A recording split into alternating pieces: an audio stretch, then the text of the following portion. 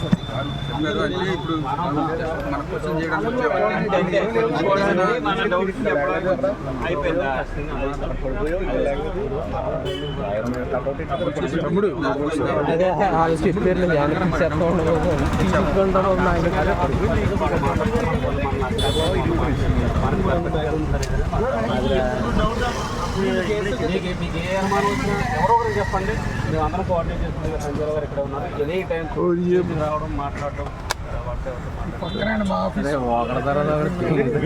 రామారావు గారు ఉన్నారు, ఎవరు మీరు డాక్టర్ గారు కానీ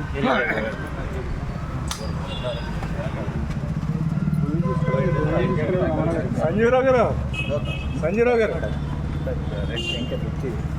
3 సార్లు గుద్ది చంపినారు కాబట్టి ఇంతటి ఘోరానికి పాల్పడినటువంటి ఆ ముద్దాయిలని ఖచ్చితంగా పెద్ద శిక్ష, మరణశిక్ష పడాలని మేము కోరుకుంటున్నాము.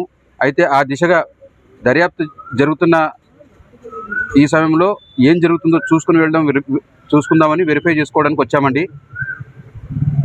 ఈ ప్రభుత్వాన్ని, పోలీస్ డిపార్ట్మెంట్ వాళ్ళని నేను చేతులెత్తి నమస్కరించి వేడుకునేది ఒకటే, ఎక్కడ కేసు నీరు గారకుండా, ఎవరి ప్రమేయము, ఎవరి ఇన్ఫ్లుయెన్స్ లేకుండా ఉన్నది ఉన్నట్టుగా ఖచ్చితంగా దీన్ని ట్రాన్స్పరెంట్గా ఇన్వెస్టిగేట్ చేసి దోషులకు కఠినమైన శిక్షలు పడాలని చెప్పి మేము కోరినాము. ఈ విషయమై మేము కొన్ని అనుమానాలు, ఎక్కడెక్కడ ఆధారాలు కలెక్ట్ చేయాల్సిన విషయాన్ని వాళ్ళ దృష్టికి తెస్తూ మా డిమాండ్స్ రాసిచ్చాము. ఇన్వెస్టిగేషన్ చేసి ఖచ్చితంగా దీనికి న్యాయం చేస్తామని చెప్పి వాళ్ళు కూడా మాట ఇచ్చారు. ఎక్కడ పొరపాటు లేకుండా, ఎవరి ఇన్ఫ్లుయెన్స్ లేకుండా, ఎక్కడ అన్యాయం జరగకుండా మా అమ్మాయికి న్యాయం చేస్తారని మేము కోరుకుంటున్నాం. పోలీస్ కస్టడీలో ఏం చెప్పారంట? ఇప్పుడు ఇంకా దర్యాప్తులో ఉంది కాబట్టి ఆ విషయము ఇప్పుడే అదే ఇప్పుడు ఇన్వెస్టిగేషన్ ప్రాపర్గా జరుగుతుందని చెప్పారండి. ప్రాపర్గా జరుగుతుంది.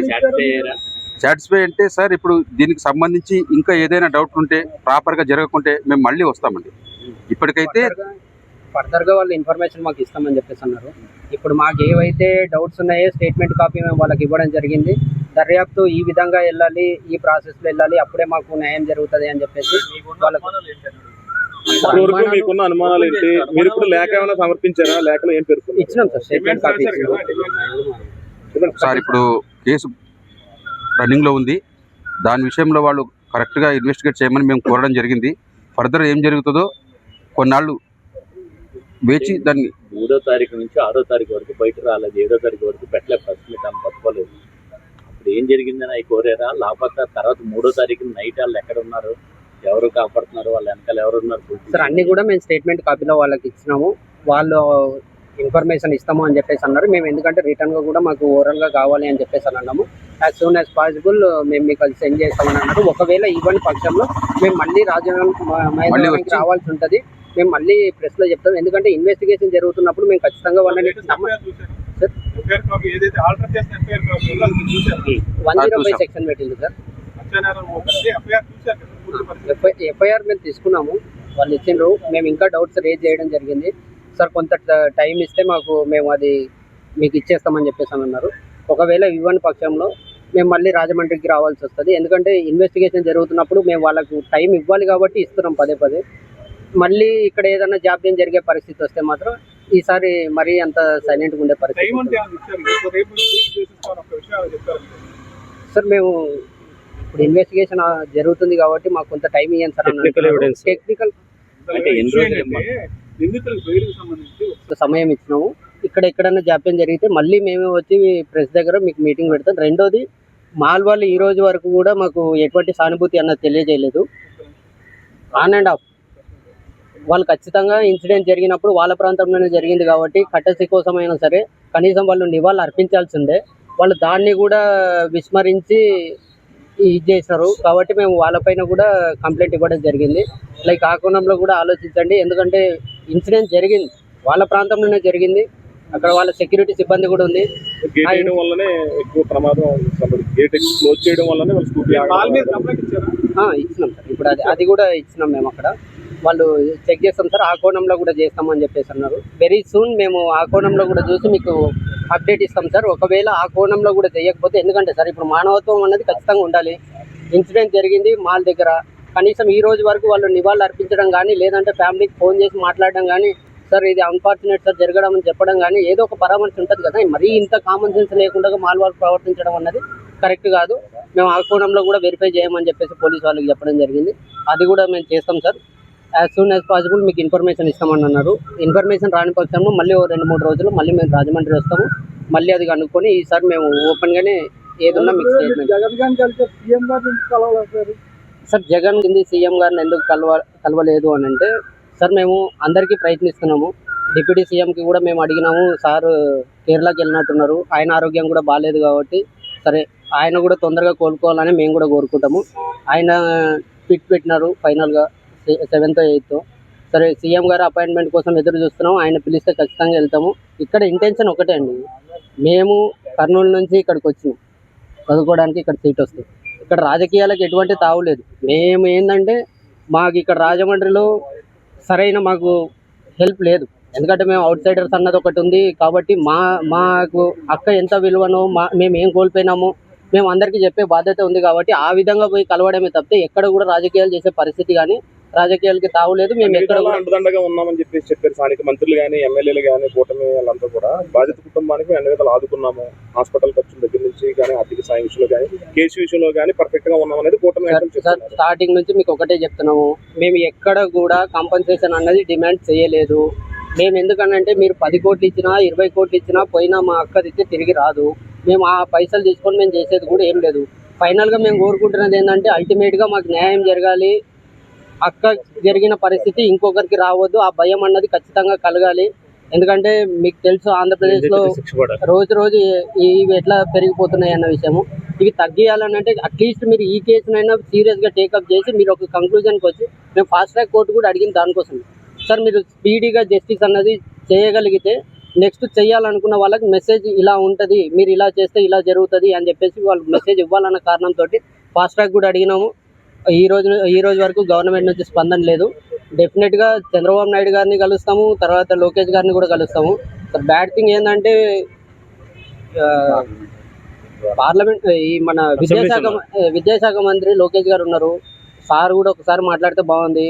తర్వాత వైద్యశాఖ మంత్రి ఉన్నారు సత్యకుమార్ గారు, ఆయన ఈ రోజు వరకు కనీసం స్పందించలేదు. సార్ మీకు ఇప్పుడు కూడా రిక్వెస్ట్ చేస్తున్నాము, మెడికల్ స్టూడెంట్ సార్, మీరు మెడికల్కి సంబంధించి మంత్రిగా ఉన్నారు, అట్లీస్ట్ మీరన్నా ఇప్పటికైనా రెస్పాండ్ కానీ. ఇంకా మీరు మా కేసు కూడా రెస్పాండ్ కాని పరిస్థితిలో ఉంటే అట్లీస్ట్ అక్కడ జూనియర్ డాక్టర్లు వాళ్ళ స్టైఫండ్ పెంచమని కూడా చేస్తున్నారు. అట్లీస్ట్ వాళ్ళదైనా కేర్ తీసుకోండి. ఎందుకంటే మా దాని గురించి మీరు మాట్లాడడానికి అంత బిజీగా ఉంటే అట్లీస్ట్ వాళ్ళదైనా మీరు పరిష్కరించండి. ఎందుకంటే ఎవరికో ఒకరికి న్యాయం చేయాలి కదా. ఇప్పుడు మేము ఖచ్చితంగా చంద్రబాబు నాయుడు గారు అపాయింట్మెంట్ ఇస్తే మేము ఖచ్చితంగా కలుస్తాము. సార్ని కూడా రిక్వెస్ట్ చేస్తాము. పవన్ కళ్యాణ్ గారు అందుబాటులో లేరు కాబట్టి వచ్చిన తర్వాత కూడా ఒకసారి మేము కలిసే ప్రయత్నం చేస్తాము. ఎందుకంటే మా కుటుంబాల నుంచి రావడం చాలా తక్కువ మంది, ఒకరిద్దరికి అవకాశం వస్తుంది. 30 సంవత్సరాలు కంటిన్యూస్గా చదవడం అన్నది అక్క ఏ పరిస్థితిలో ఇంటికి వచ్చింది, పెళ్లి చూపుల కన్నా వచ్చి నెక్స్ట్ రోజే ఇలా జరగడం అన్నది మా కుటుంబానికి ఈ రోజు కూడా తీరుకోని పరిస్థితి. ప్రియాంక వాళ్ళ మమ్మీకి రోజు సర్ది చెప్పాల్సి వస్తుంది. ఆ దాంట్లో నుంచి బయటికి రావడానికి టైం పడుతుంది. కాబట్టి మాకు ఈ కేసు ఎంత ముఖ్యమో ఫ్యామిలీ కూడా అంతే ముఖ్యం. కాబట్టి అన్నీ చూసుకొని మేము మళ్ళీ వస్తాము. ఈరోజు ఇక్కడ ఫర్దర్గా మీ దగ్గర నుంచి స్పందన కరెక్ట్గా లేకపోయినా ఈ కేసు తప్పుదారి పట్టే ప్రయత్నం చేసినా ఇదే రాజమండ్రికి మళ్ళీ అందరూ వీవర్స్ ఫెడరేషన్ తరఫు నుంచి వస్తారు.